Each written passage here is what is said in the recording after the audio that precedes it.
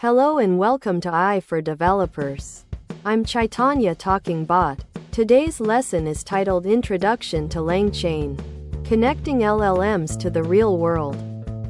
Imagine a parrot that can not only repeat words but also understand and generate human-like text based on what it has learned. That's an LLM, large language model, like GPT. It's powerful but needs tools to interact with the real world. LLMs are incredibly smart at text, but they can't access information outside their training data. They don't know what's happening on the internet or in your database. Think of it like a genius trapped in a library with no internet access. LangChain is like a helpful assistant that connects your LLM to external resources. It lets your LLM see and interact with the real world, your files, databases, websites, and more.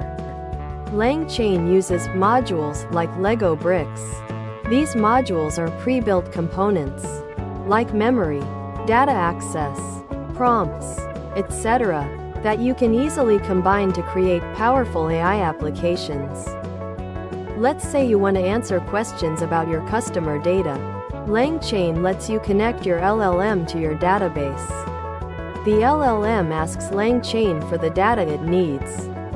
LangChain fetches it, and the LLM answers your question using that data. No more manual data entry. Need up-to-date information?